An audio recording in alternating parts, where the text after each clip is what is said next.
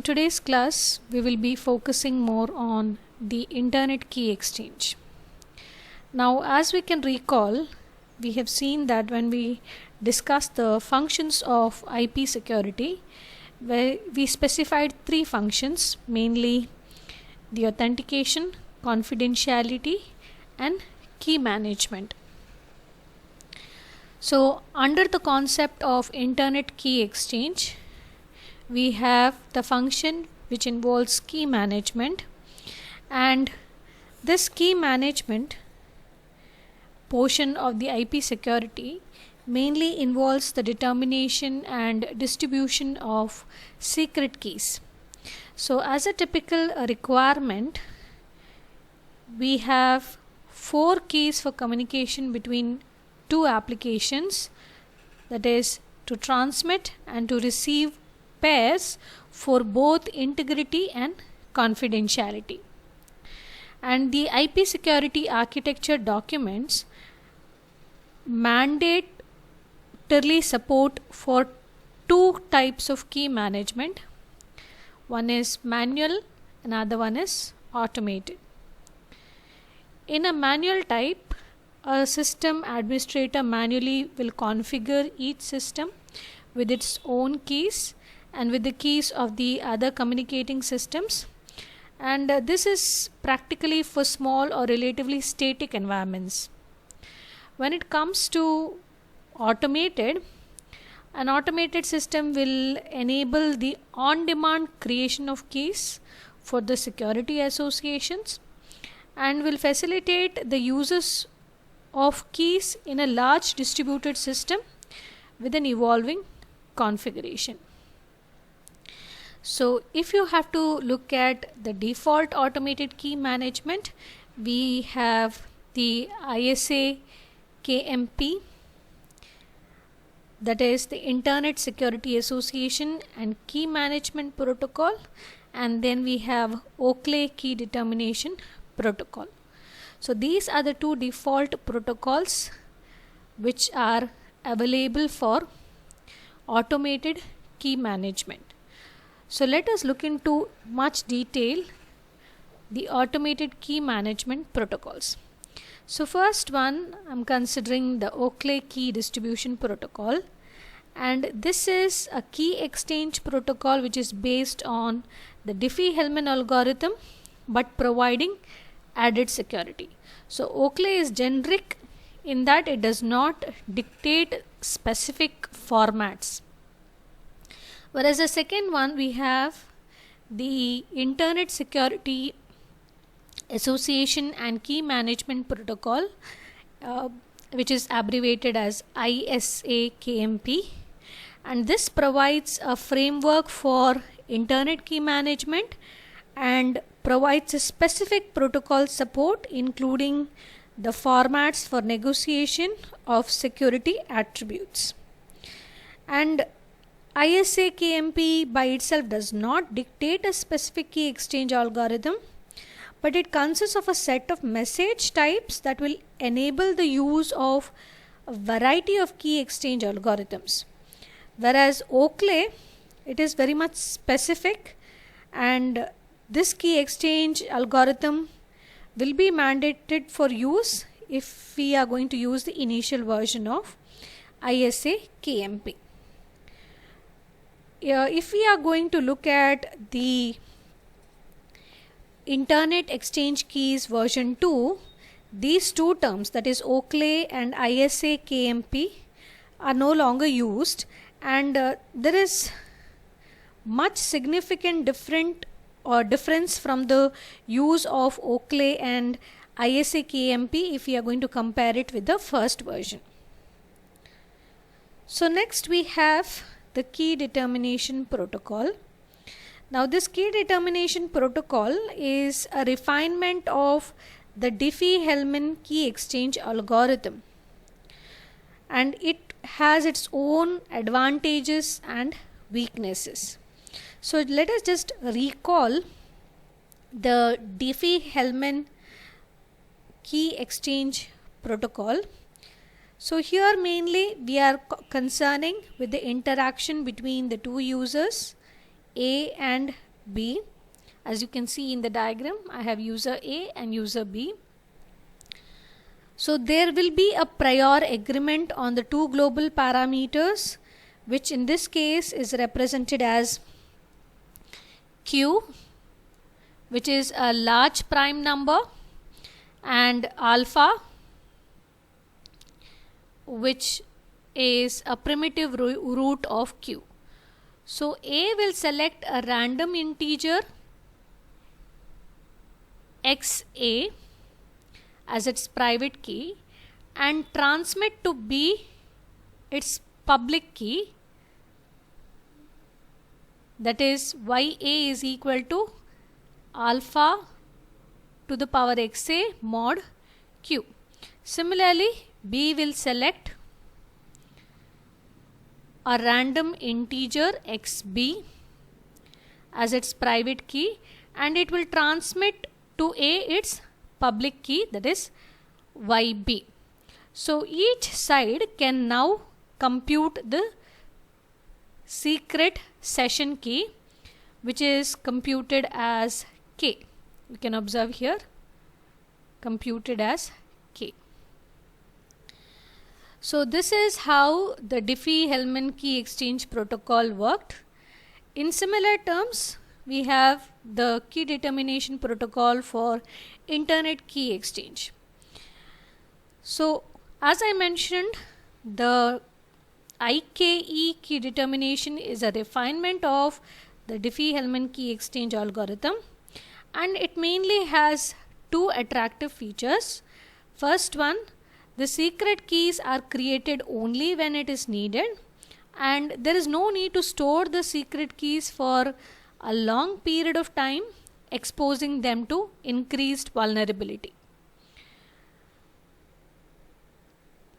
Then the key exchange require no pre-existing infrastructure other than an agreement on the global parameters.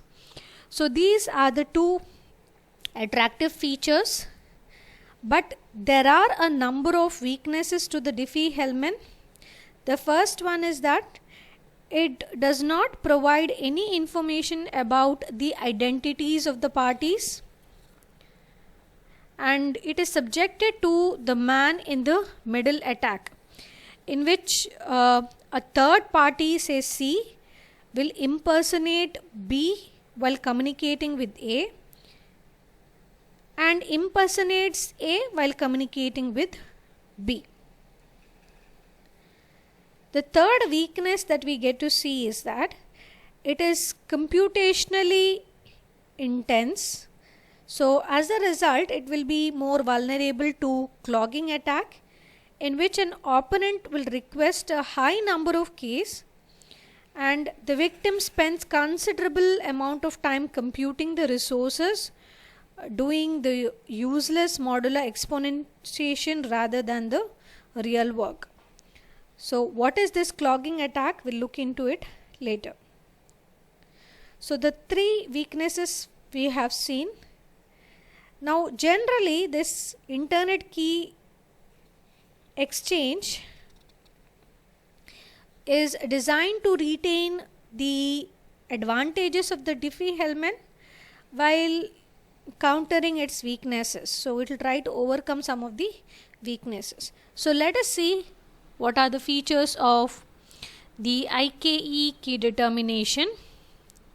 Now generally we have categorized it in 5 features. So the first one is that it employs a mechanism known as cookies in order to prevent the clogging attacks. Second feature is that it enables the two parties to negotiate a group, that is by specifying the global parameters of the Diffie-Hellman key exchange. Then it uses nonces to ensure against replay attacks. Fourth feature is that it enables the exchange of the Diffie-Hellman public key values. Fifth, it authenticates the Diffie-Hellman exchange to prevent the man-in-the-middle attack. So if you observe the features of the IKE key determination, most of the weaknesses of the Diffie-Hellman algorithm have been overcome here. Next, we did specify that it employs cookies to prevent clogging attacks. So let us understand what are these cookies, and to understand the concept of cookies we need to first consider the problem of clogging attack. So you can observe this figure which demonstrates the clogging attack.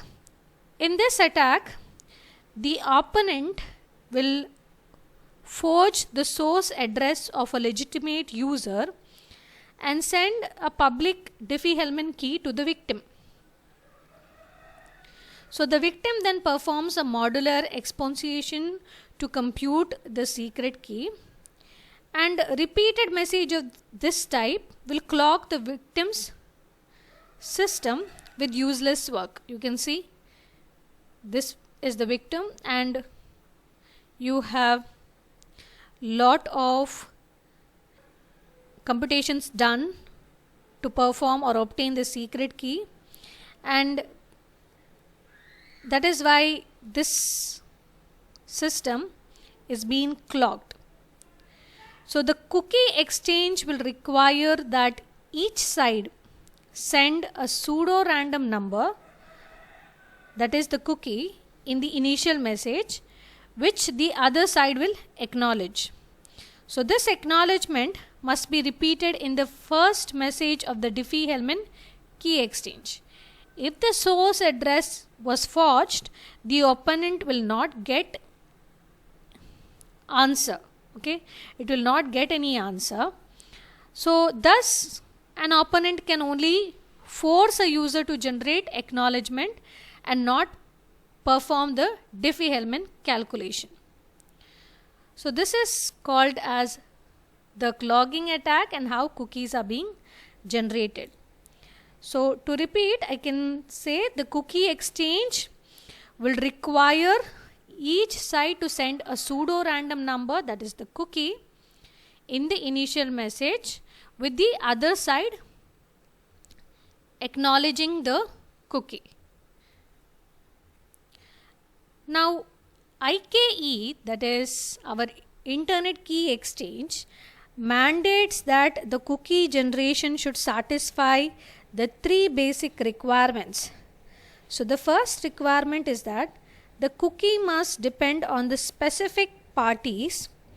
So this will prevent an attacker from obtaining a cookie using a real IP address and a UDP port, and then using it to swamp the victim with requests from randomly chosen IP address or post.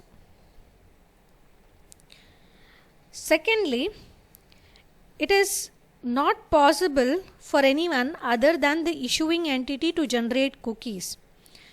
So the generation of cookies will be done only by the issuing entity, and this implies that issuing entity will use local secret information in the generation and subsequent verification of a cookie, and it must not be possible to deduce the secret information from any particular cookie.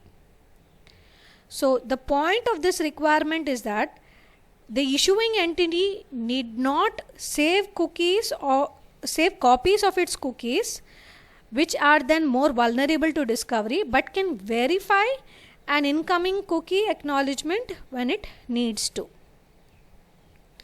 The third requirement is that the cookie generation and verification methods must be fast to prevent attacks which are intended to forge the processor resources. So it needs to be very, very fast.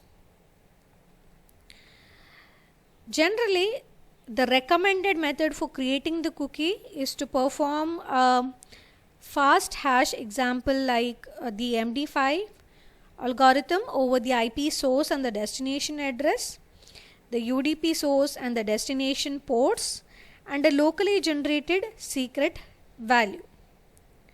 So let us look into the concept of IKE key determination, which supports the use of different groups for the Diffie-Hellman key exchange. So here each group includes the definition of two global parameters and the identity of the algorithm. And the current specification includes the following groups. The first one that we have is a modular exponentiation with a 768-bit modulus. Second one is the modular exponentiation with 1024-bit modulus. Third one is the modular exponentiation with a 1536-bit modulus. Then we have the elliptic curve group, which is over 2 to the power 155, and we have another elliptic group over 2 to the power 185. So the first three groups, that is the modular exponentiation groups, okay, these three groups belong to the classic Diffie-Hellman algorithms. Then we have the IKE key determination, which employs nonces, and these nonces are used to ensure against any replay attack. Basically, nonces are random pseudo-random numbers which will help us against the replay attacks. So each nonce is a locally generated pseudo-random number, will appear in response to the replay attacks and are encrypted during a certain portion of the exchange to secure their use. And there are three different authentication methods that can be used with the IKE key determination. So first one is digital signature. So here the exchange is authenticated by signing a mutually obtainable hash, and each party will encrypt the hash with its private key. The hash is generated over important parameters such as the user ID and the nonces. The second authentication method is the public key encryption. Here the exchange is authenticated by encrypting parameters such as ID and the nonces with the sender's private key.